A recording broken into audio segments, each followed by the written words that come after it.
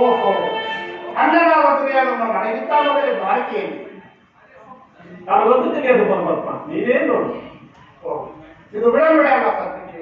ನೀವು ಪಾಂಡವರದು ದೈವ ಅಥವಾ ನಾವು ಬರುವುದಾದರೆ ನಿಮ್ಮ ಗೌರವರು ನಮ್ಮ ಆತ್ಮೀಯರಲ್ಲಿ ವಾಸುದೇವನ ಕೃಪಾದೃಷ್ಟಿಯು ಮೊದಲು ಅವರ ಮೇಲೆ ಬಿದ್ದರೆ ಅದು ನಮಗೆ ಸಂತೋಷ.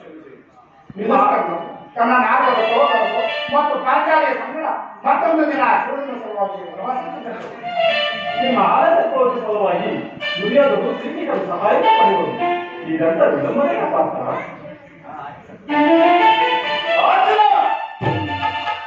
ನನ್ನನ್ನು ನೋಡಿ ನಿನಗೆ ಅಸಮಾಧಾನವೇ? ನೀನು ವಾಟಿಗೆ ಹೊರಟೆ ಎಂದು ತಿಳಿಯಬೇಕವೇ ನಾನು ಹೊರಟಿದ್ದು.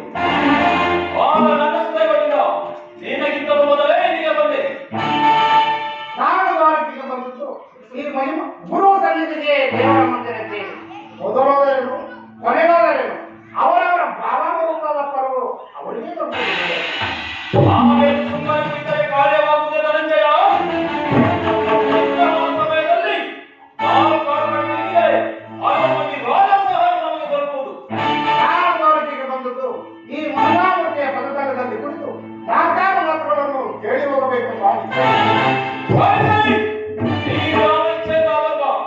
ಆದರೆ ಈ ಬಾರಿ ಕೃಷ್ಣನು ನನ್ನ ಕೈಗೆ ಸಿಕ್ಕಿ ಬಿದ್ದರು ಅರ್ಜುನ.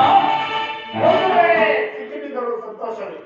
ಗುರು ಪಾಂಡವರ ಧಮನಿಗಳಲ್ಲಿ ಒಂದೇ ವಂಶದ ಪವಿತ್ರವಾದ ರಕ್ತವು ಹರಿಯುತ್ತಿರುವುದನ್ನು ನಾನು ಮರ್ತಿಲ್ಲ ಶ್ರೇಯಧನ.